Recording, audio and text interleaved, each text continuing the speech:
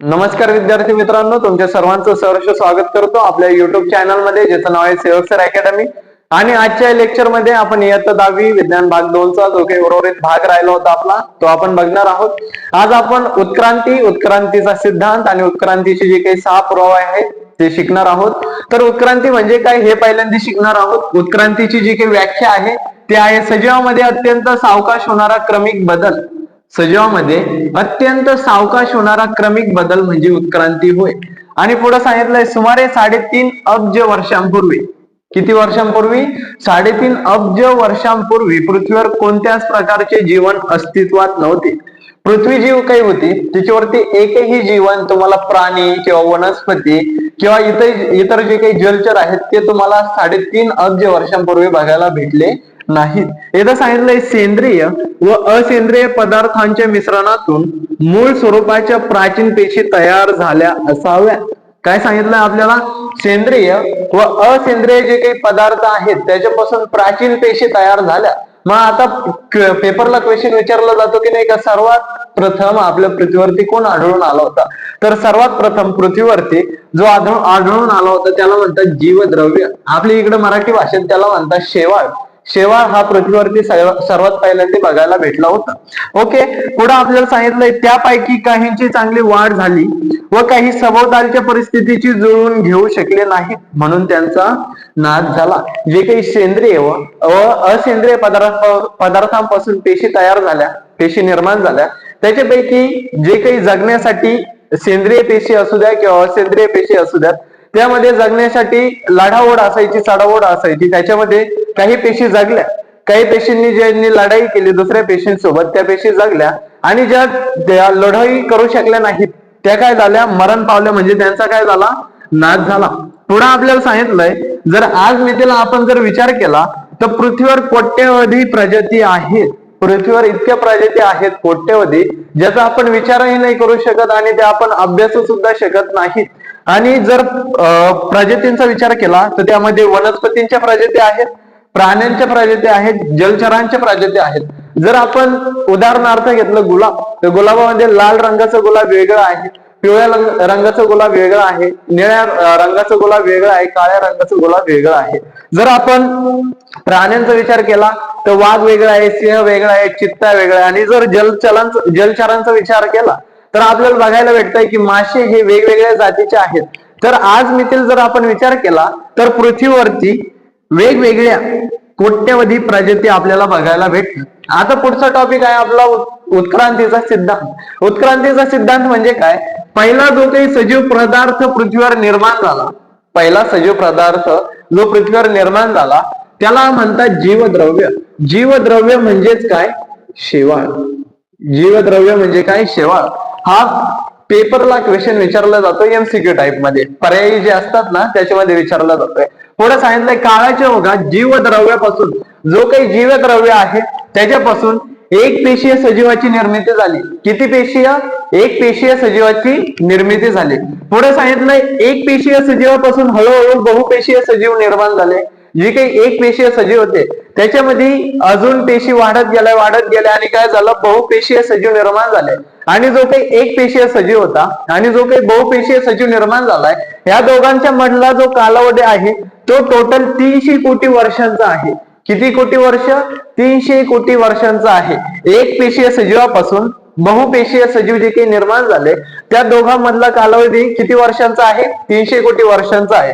पुढे सांगितलं भिन्न रचना व कार्य असलेल्या पूर्वजांपासून वनस्पती व प्राण्यांचा प्रागतिक विकास म्हणजे उत्क्रांती होय. जे काही भिन्न रचना आहेत, भिन्न जाती आहेत, भिन्न वनस्पती आहेत, भिन्न प्रजाती आहेत, त्यापासून जो काही प्रागतिक विकास होतो त्याला आपण काय म्हणतो? उत्क्रांती म्हणतो. उत्क्रांतीचा सिद्धांत विचारला तर उत्क्रांतीच्या सिद्धांतामध्ये एवढंच सांगायचंय, पहिला सजीव पदार्थ पृथ्वीवरती जीवद्रव्य म्हणजे शेवाळ दिसला होता आणि तो पण समुद्रात दिसला होता. आणि जर उत्क्रांतीच्या सिद्धांताची व्याख्या विचारली तर व्याख्या भिन्न रचना व कार्य असलेल्या पूर्वजांपासून वनस्पती व प्राण्यांचा प्रागतिक विकास म्हणजे उत्क्रांती होय. आणि जर फक्त उत्क्रांतीची व्याख्या विचारली तर उत्क्रांतीची व्याख्या काय आहे? सजीवांमध्ये अत्यंत सावकाश होणारा क्रमिक बदल म्हणजे उत्क्रांती होय. आता याच्यानंतर जो काही पार्ट आहे तो आपल्याला विचारला जातो पेपरला, उत्क्रांतीचे पुरावे. पेपरमध्ये येतं क्वेश्चन मध्ये, उत्क्रांतीचे टोटल किती पुरावे आहेत, उत्क्रांतीचे जे काही पुरावे आहेत त्यामध्ये थोडीफार माहिती द्या. मग ती जी माहिती लिहायची आहे ते आपण बघणार आहोत थोड्याच वेळात. त्याच्या आधी सांगतो, उत्क्रांतीचे टोटल 6 पुरावे आहेत. पहिला आहे बाह्यरूपीय, जे काही बाहेरून दिसतंय तो बाह्यरूपीय. दुसरा आहे शरीरशास्त्रीय, आपले जे काही अंगात सांगाडे, आपण जे काही हाडकं म्हणतो का, हाडं असतात आपल्या अंगामध्ये, त्याला म्हणतात सांगाडे, ते शरीरशास्त्रीय पुरावे. त्याच्यानंतर अवशेषांगे, अवशेषांगे म्हणजे जे आपल्याला आहेत पण जे उपयोगात येत नाहीत ते अवशेषांगे. त्याच्यानंतर एक पुराजीव विषयक पुरावे, जे काही पुराजीव विषयक म्हणजे जे काही भूतकाळात घडलेल्या गोष्टी आहेत, जे काही डायनासोर होते त्याविषयी आपण शिकणार आहोत. त्याच्यानंतर माणसाला आणि प्राण्यांना जोडणारे दुवे हे बघणार आहोत. आणि त्याच्यानंतर बघणार आहोत भ्रूण विज्ञान विषयक पुरावे. आणि जो काही 5वा टॉपिक आहे जोडणारे दुवे, याच्यामध्ये मी तुम्हाला एकदम इंटरेस्टिंग एक फॅक्ट सांगणार आहे, ज्याच्यामध्ये भरपूर काही आपल्याला शिकायला भेटणार आहे. तुम्हाला जर याचा स्क्रीनशॉट पाहिजे असेल तर याचा स्क्रीनशॉट घ्या, मी थोडं बाजूला होतो. आपला जो काही नेक्स्ट टॉपिक आहे उत्क्रांतीचे पुरावे, त्याच्यामधले पहिले जे काही 2 किंवा 3 पुरावे आहेत ते आपण बघणार आहोत. मी थोडं बाजूला.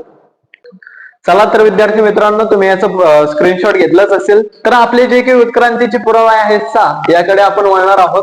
जे काही पहिला पुरावा आहे बाह्यरूपीय पुरावे.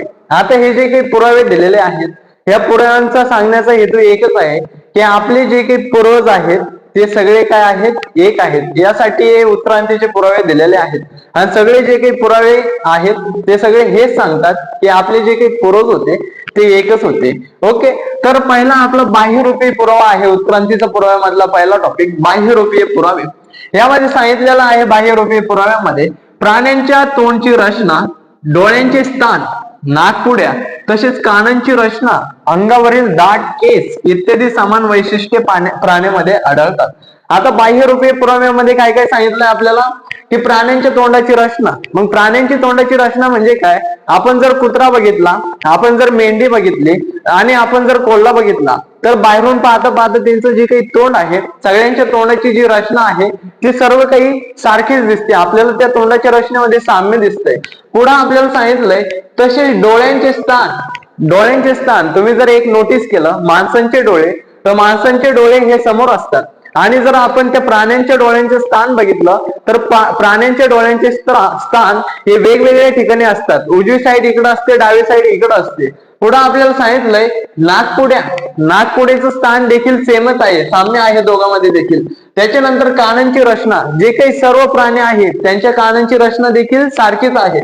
पुढे सांगितलंय अंगावरील दाट केस, जर आपण कुत्र्याच्या अंगावरील केस बघितले, जर आपण कोल्ह्याच्या अंगावरील केस बघितले, किंवा आपण मेंढीच्या किंवा शेळीच्या अंगावरचे देखील केस बघितले, तर सर्वांच्या अंगावरील जे काही केस आहेत ते सगळे दाट आहेत. तर सगळ्यांचे केस सेमच आहेत, फक्त रंग कसे असतात, वेगवेगळे असतात.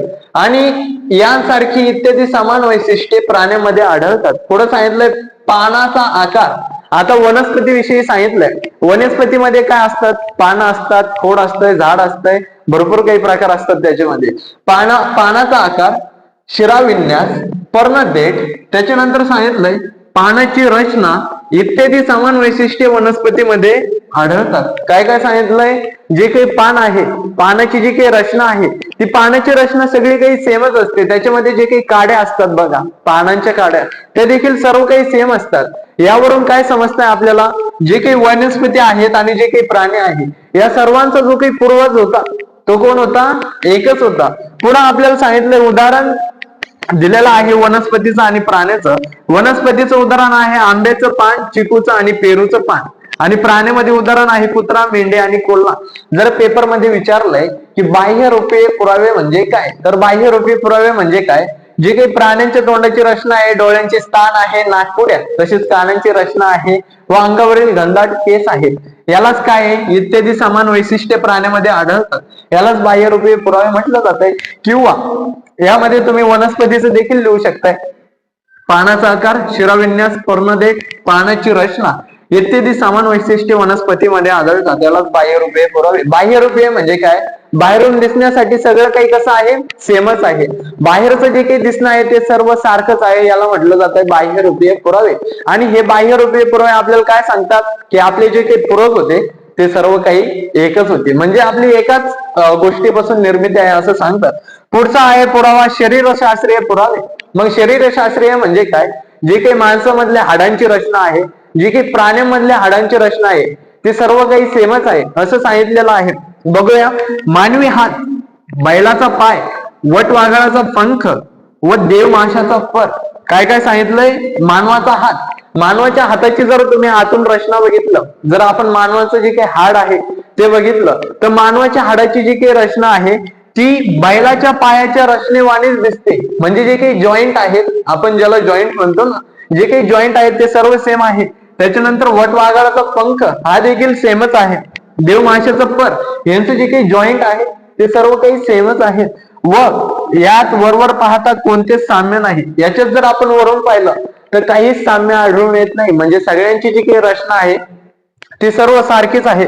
इथं सांगितलं परंतु हाडाच्या रचनेत व जोडणीत साम्य दिसून येते. काय दिसतंय? हाडांची जी काही रचना आहे किंवा जी काही जोडणी आहे यात आपल्याला काय दिसून येतंय? साम्य दिसून येतंय. पहिल्यांदा काय सांगितलंय? मानवी हात, बैलाचा पाय, वटवाघळाचा पंख, देवमाशाचं पर यात वरवर पाहता कोणतेच साम्य नाही. जर आपण वरतून पाहिलं तर आपल्याला काहीच साम्य दिसून येत नाही. बैलाचा पाय वेगळा दिसतोय, माणसाच्या हाताला पंजे असतात, बैलाच्या हाताला पंजे नसतात. हे सगळं काहीच साम्य दिसत नाही. पण पुढे आपल्याला काय सांगितलंय की परंतु हाडाच्या रचनेत, जी काही हाडाची रचना आहे किंवा जोडणे आहे, मी आता सांगितलं जे काही जॉईंट आहेत ते काय त्यांच्यामध्ये काय दिसून येत आहे? साम्य दिसून येत आहे. पुढे सांगितलंय अवशेषांगे. अवशेषांगे म्हणजे काय? सजीवामधील ऱ्हास पावलेल्या किंवा अपूर्ण वाढ झालेल्या, सजीवामध्ये जी काही गोष्ट ऱ्हास पावलेली किंवा जो काही अंग किंवा जे काही अवशेषांग अपूर्ण वाढ झालेलं आहे त्याला निरुपयोगी इंद्रियांना, अंगांना अवशेषांगे म्हणतात. परत एकदा सांगतोय, सजीवामधील ऱ्हास पावलेल्या किंवा अपूर्ण वाढ झालेल्या निरुपयोगी इंद्रियांनाच म्हणजेच अंगांना अवशेषांगे म्हणतात. उदाहरण काय दिलंय? आंत्रपुच्छ. आता आंत्रपुच्छ म्हटल्यानंतर थोडा वेगळा शब्द येतो आंत्रपुच्छ. आपल्याला काय आंत्रपुच्छ विषयी काय माहिती नाही, पण आंत्रपुच्छ म्हटल्यानंतर इंग्लिश मध्ये त्याला म्हणतात अपेंडिक्स. काय म्हणतात इंग्लिशमध्ये? अपेंडिक्स. आणि अपेंडिक्सचा त्रास छोट्या मुलांमध्ये जादा बघायला भेटतोय. हा जो काही अपेंडिक्स आहे हा मानवाच्या काही कामाचा नाही. पण जर आपण याचा प्राण्यामध्ये विचार केला, जर आपण गाय किंवा बैलाचा विचार केला तर तुम्ही बघितलं असाल की गाय किंवा बैल हे रवंथ करतात. काय करतात? सगळं खाऊन घेतात आधी आणि त्याच्यानंतर बाहेर काढून बारीक चावून ते खातात. त्याला रवंथ करणे म्हणतात. आणि जी काही रवंथ करण्याची प्रक्रिया आहे ती आंत्रपुच्छमुळे होते. कशामुळे? जे काही आंत्रपुच्छ आहे म्हणजेच अपेंडिक्स आहे त्याच्यामुळे होते. त्याच्यानंतर माकड हाड. माकड हाडाचा देखील माणसामध्ये काहीही उपयोग नाही. त्याच्यानंतर कानाचे स्नायू. काय आहे? कानाचे हे जे काही स्नायू आहेत ते देखील आपल्या काही कामाचे नाहीत. पण जर आपण हाच माकडामध्ये विचार केला तर माकडामध्ये हे स्नायू कान हलवण्यासाठी त्यांना गरजेचे असतात. पुढे आपल्याला सांगितलंय अक्कलदाढ. काय सांगितलंय? अक्कलदाढ. जर आपल्याला अक्कलदाढ नाही तरी पण आपण खाऊ शकतो, पण अक्कलदाढ आली तरी पण आपण खाऊ शकतो. अक्कलदाढेचा आपल्याला तसं पाहिलं तर काही उपयोग होत नाही. इतर जे काही जनावर आहेत म्हणजे जे काही प्राणी आहेत त्यामध्ये त्याचा उपयोग होतो. पुढे आपल्याला सांगितलंय पुराजीव विषयक पुरावे. कशाविषयी? पुराजीव विषयक पुरावे सांगितलंय. आपल्याला सांगितलंय पूर, भूकंप व ज्वालामुखी जे काही आपत्ती असतात, ज्या काही आपत्ती उत्पन्न होतात, ज्याच्यामध्ये महापूर देखील येतोय, भूकंप देखील येतोय आणि ज्वालामुखी देखील येतोय, इत्यादी सारख्या आपत्तीमुळे मोठ्या प्रमाणावर सजीव जमिनीमध्ये गाडले जातात. जे काही आपत्ती येतात, पूर, भूकंप किंवा ज्वालामुखी किंवा सुनामी, यामध्ये जे काही मृत होतात ते जमिनीखाली गाडले जातात. आणि गाडले गेल्यानंतर या जीवांचे अवशेष व ठसे, जे काही त्यांचे अवशेष आहेत, जे काही हाडं आहेत आणि त्यांचे काही ठसे आहेत ते जमिनीखाली सुरक्षित राहतात. म्हणजे आपल्याला वाटतंय ते मेलंय पण कुठे गेलंय आपल्याला माहित नाही, म्हणजेच ते जमिनीखाली गाडलं जातंय. यालाच पुराजीविषयक पुरावे म्हटलं जातंय. पुढे आपल्याला सांगितलं यांना जीवाश्म म्हणतात. जीवाश्म म्हणजे काय? भरपूर जुनं काही गाडलं गेलेलं जे आपल्याला सापडतंय, आपण म्हणत नाही का खजाना भेटला, त्या टाइप मध्ये जे आपल्याला सापडतंय त्याला जीवाश्म म्हणतात. आणि हे जे काही जीवाश्म भेटतात, आता समजा भेटला आपल्याला जीवाश्म, पण त्याचं वय किती आहे हे काढण्यासाठी एक पद्धत वापरली जाते. त्यांचे वय काढण्यासाठी किती वर्ष जुनं जमिनीखाली गाडलं गेलेलं आहे त्याचं वय मापन करण्यासाठी एक पद्धत आहे. त्या पद्धतीला म्हणतात कार्बनी वयमापन पद्धत. त्या पद्धतीला म्हणतात कार्बनी वयमापन पद्धत. आता जर एखादा सजीव जमिनीखाली गाडला गेला, तो मेला, तर त्याच्यामध्ये C14 व C12 चा ऱ्हास चालू राहतो. C14 म्हणजे कार्बन 14 आणि C12 म्हणजे कार्बन 12 याचा जो काही ऱ्हास आहे तो कायमचा चालूच राहतो. जसं ते जुनं होत जातं तसं त्याचा ऱ्हास तो काय आहे चालूच राहतो. आणि ही जी काही कार्बनी वयमापन पद्धत आहे ती C14 आणि C12 यांचा जो काही ऱ्हास झालेला आहे याच्यावरती ठरवते की हा जो काही पुराजीव आहे हा किती वर्षांपूर्वीचा आहे हे त्याच्यावरती ठरवलं जातं. आणि ही जी काही कार्बनी वयमापन पद्धत आहे हिचा शोध विलार्ड लिबी यांनी लावला होता. कोणत्या सायंटिस्टने, कोणत्या वैज्ञानिकांनी लावला होता? विलार्ड लिबी यांनी लावला होता. सन 1954 मध्ये लावला होता. आणि हा जो काही शोध लावला याच्यासाठी सर विलार्ड लिबी यांना कार्बनी वयमापन पद्धत 1960 नोबेल पुरस्कार भेटलेला आहे. विलार्ड लिबी यांनी 1954 साली कार्बनी वयमापन पद्धत ही अंमलात आणली. यांनी सुरू करून दिली की नाही का पुराजीव विषयक जे काही पुरावे आहेत ते किती वर्षापूर्वीचे आहेत ते जाणून घेण्यासाठी यांनी ही कार्बनी वयमापन पद्धत आणली. त्याचसाठी त्यांना 1960 साली नोबेल पुरस्काराने नावाजलं गेलेलं आहे. आणि पुढे सांगितलंय जे काही हे जे पुराजीव विषयक पुरावे, समजा एखादा जो काही डायनोसॉर आहे तो जमिनीमध्ये गाडला गेला तर त्याचं वय किती आहे हे जर माहीत झालं तर एक पत्रिका होती रेडिओ कार्बन नावाची शोध पत्रिका. शोध पत्रिका म्हणजे काय? शोधणे. रेडिओ कार्बन नावाची शोध पत्रिका होती. यांनी जर लावला शोध किती वय असेल त्या प्राण्याचं तर ह्या रेडिओ कार्बन नावाच्या शोध पत्रिकेमध्ये ते आपल्याला बघायला भेटायचं. परत एकदा सांगतोय उत्क्रांतीचे पुरावे बघतोय आपण. उत्क्रांतीचे 4 पुरावे झालेत आपले बाह्यरूपीय पुरावे. बाह्यरूपीय पुरावे म्हणजे काय? प्राण्यांच्या तोंडाची रचना किंवा पानाचे जे काही देठ आहेत किंवा इतर जे काही वनस्पती आहेत त्यांचे जे काही पानं आहेत त्या सर्वांचा आकार काय आहे? सेमच आहे. आणि हे सगळं काय सांगतंय आपल्याला की आपले जे काही पूर्वज आहे ते सर्व एक आहेत. पुढे आपल्याला सांगितलंय शरीरशास्त्रीय पुरावे. यामध्ये मानवाचा हात, बैलाचा पाय, वटवाघळाचा पंख, देवमाशाचं पर, यामध्ये वरवर पाहता कोणतं साम्य नाही, पण त्यांची जी काही हाडांची रचना आहे, जे काही हाडं आहेत, हाडांची रचना आहे किंवा जे काही जोडणे आहे यामध्ये साम्य दिसून येत आहे. ह्या जो काही पुरावा आहे यामध्ये पण सांगायचं आहे आपला जो काही पूर्वज आहे तो एकच आहे. पुढे आपल्याला सांगितलंय अवशेषांगी. अवशेषांगी म्हणजे काय? जे आपल्या उपयोगात येत नाहीत त्यांना अवशेषांग म्हटलं जात आहे. मग अवशेषांगामध्ये आंत्रपुच्छ, माकड हाड, कानाचे स्नायू आणि अक्कलदाढ. आपल्यामध्ये जे उपयोगात येत नाही हे झालं, पण काही काही प्राण्यामध्ये ते उपयोगात येतं. आंत्रपुच्छ हे प्राण्यामध्ये उपयोगात येतं. फॉर एक्झाम्पल, उदाहरणार्थ जे काही गाय आहे, जो काही बैल असतो ते रवंथ करतात त्याच्यासाठी हे आंत्रपुच्छ म्हणजेच अपेंडिक्स हे कार्य करत आहे. पुढे सांगितलंय माकड हाड. आपल्याला काय माकड हाडाचा उपयोग नाही. कानाचे स्नायू. कानाचे स्नायू हे माकडांसाठी उपयोगी आहेत, मानवांसाठी नाही, माकडासाठी आहे. कारण की माकड कान हलवत राहतात. बघा तुम्ही बघितलं असेल एखाद्या प्राणी संग्रहालयामध्ये गेल्यानंतर किंवा घराच्या आजूबाजूला जे काही माकडं येतात ते कान हलवत असतात कायम, कारण की त्यांच्या कानावरती खूप माशा असतात म्हणून ते काय करतात? कानं हलवत राहतात. आणि हे जे काही कानाचे स्नायू आहेत, हा जो काही कानाचा भाग आहे ते कानाचे स्नायू त्यांना मदत करतात कान हलवण्यासाठी. पुढे अक्कलदाढ. अक्कलदाढेचा काय आपल्याला उपयोग नाही. पुढे सांगितलंय पुराजीव विषयक पुरावे. पुराजीव विषयक पुराव्यामध्ये एकच बघायला भेटतंय की जे काही आपत्ती येतात, पूर येतात, जलप्रलय येतो, त्याच्यानंतर सुनामी येते, त्याच्यानंतर ज्वालामुखी येते, हे सर्व जे काही येतात त्यामध्ये सजीव मारला जातो, जमिनीखाली गाडला जातो. जमिनीखाली गाडल्यानंतर जे आपण शोध लावतो त्याचा तो कार्बनी वयमापन पद्धतीनुसार त्याचा शोध लावतो. आणि जी काही कार्बनी वयमापन पद्धत आहे ती विलार्ड लिबी यांनी 1954 साली काढली होती. त्याच्यानंतर त्यांना 1960 चा नोबेल पुरस्कार ह्या कार्बनी वयमापन पद्धतीसाठी दिला होता. आणि ज्यावेळेस ते शोध लावायचे त्यावेळेस एक शोध पत्रिका असायची, त्यामध्ये ती शोध पत्रिकेचं नाव आहे रेडिओ कार्बन, यामध्ये ते छापलं जायचं. मग पुराजीव विषयक पुरावे म्हणजे काय? जे काही जमिनीखाली गाडलेले आहेत त्यांना पुराजीव विषयक पुरावे म्हटले जातात. अजून फक्त आपले 2 पुरावे राहिले, त्याकडे आपण वळणार आहोत. तत्पूर्वी याचा तुम्हाला स्क्रीनशॉट लागत असेल तर घेऊ शकता. तर तुम्ही याचा स्क्रीनशॉट घेतलाच असेल. आपले जे काही उर्वरित 2 पुरावे आहेत ते बघणार आहोत आपण. 5वा पुरावा आहे जोडणारे दुवे. जोडणारे दुवे म्हणजे काय? काही वनस्पती व प्राणी यांच्यात काही शारीरिक लक्षणे अशी असतात की त्यावरून त्यांचा दुसऱ्या 2 भिन्न गटांशी संबंध जोडता येतो, म्हणून याला जोडणारे दुवे म्हणतात. जोडणारे दुवे म्हणजे काय?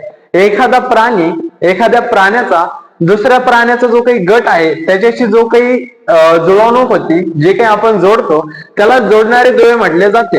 फॉर एक्झाम्पल, उदाहरणार्थ पेरिपॅटस, त्याच्यानंतर आहे डकबिल प्लॅटिपस आणि लंगफिश. जर आपण डकबिल प्लॅटिपसचा विचार केला, मी तुम्हाला म्हटलं होतं एकदम इंटरेस्टिंग फॅक्ट आहे डकबिल प्लॅटिपस विषयी. हा जो काही डकबिल प्लॅटिपस आहे हा दूध देखील देतोय आणि अंडे देखील देतोय. जर आपल्याला विचारलं दूध आणि अंडे कोण देतं, तर आपलं उत्तर काय पाहिजे? डकबिल प्लॅटिपस नावाचा जो काही प्राणी आहे तो दूध देखील देतोय, अंडे देखील देतोय. आतापर्यंत आपण असं बघितलेलंच नाही, जर कोंबडीने अंडे दिलं तर कोंबडी दूध देऊ शकत नाही, आणि जर गायने दूध दिलं तर गाय अंड देऊ शकत नाही. अशीच गंमत या डकबिल प्लॅटिपस विषयी आहे. डकबिल प्लॅटिपस दूध देखील देतो आणि अंड देखील देतोय. हा काही दुकानदार नाही बाबांनो, हा डकबिल प्लॅटिपस आहे, म्हणून हा दूध देखील देतोय आणि अंडे देखील देतोय. जर दूध देतोय, अंडे देतोय, त्याच्यातून जे काही पिल्ल येणार आहेत देखील त्याला काय पाजतोय? तो दूध पाजतोय. त्याच्यानंतर आहे लंगफिश. हा जो काही लंगफिश आहे, लंगफिश म्हणजे लंग म्हणजे काय? लंग म्हणजे काय? फुफ्फुस. लंग म्हणजे काय? फुफ्फुस. हा जो काही फिश आहे हा फुफ्फुसाने श्वास घेतो. कशाने श्वास घेतो? फुफ्फुसाने श्वास घेतो. मानवामधली जी काही प्रक्रिया आहे ती ह्या माशामध्ये चाललेली आहे. आणि बाकीचे जे काही मासे आहेत ते जे काही कल्लाविदरे असतात त्यांचे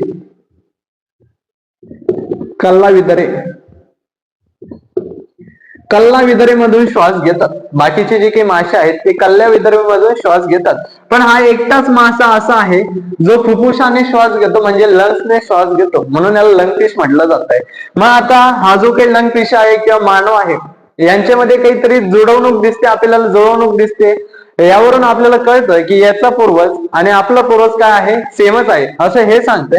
त्याच्यानंतर डकबिल प्लॅटिपस दूध देखील देतोय, अंडे देखील देतोय. याचा प्राण्याचा जर विचार केला आपण तर आपल्याला असं दिसतंय काहीतरी दोघांमध्ये जोडवा पण आहे, जुळवणूक आहे. म्हणून याचा जो काही पूर्वज आहे आणि जो काही प्राण्यांचा पूर्वज आहे तो देखील सेमच आहे. आणि हा जो काही पेरिपॅटस आहे हा संधिपाद प्राण्यामध्ये देखील येतोय आणि वलयी प्राण्यामध्ये देखील येतोय, म्हणजे हा फिरतोय सुद्धा. आणि हा जो काही बाकीचे जे काही प्राणी असतात त्यांच्यामध्ये देखील येतोय, म्हणून याला पेरिपॅटसला जोडणाऱ्या दुव्यामध्ये टाकलेला आहे. पुढे आहे भ्रूण विज्ञान विषयक पुरावे आणि आपले जे काही उत्क्रांतीचे पुरावे आहे त्याचा शेवटचा टॉपिक. भ्रूण विज्ञान विषयक पुरावे म्हणजेच प्रारंभिक अवस्थेतील साम्य म्हणजेच भ्रूण विज्ञान विषयक पुरावे होय. जे काही प्रारंभिक अवस्था आहे, प्रारंभिक अवस्था म्हणजे मुलगा 1 वर्षाचा झाला, 2 वर्षाचा झाला अशी अवस्था नाही. प्रारंभिक म्हणजे काय? आईचा जो काही गर्भ आहे त्याच्यामध्ये जो काही छोटा मुलगा असतो त्यामध्ये जी काही पहिली अवस्था असते, जो काही मुलगा तयार होतो त्यामध्ये त्याला प्रारंभिक अवस्था म्हटलं जातंय. आणि प्रारंभिक अवस्थेमध्ये जे काही असतात त्यांना भ्रूण विज्ञान विषयक पुरावे म्हटले जाते. आपण भ्रूण म्हणतो ना, जो काही छोटा मुलगा असतो आईच्या पोटामध्ये त्याला आपण काय म्हणतो? भ्रूण म्हणतो. जर आपण उदाहरणाचा विचार केला, मासा आणि सॅलेमँडर.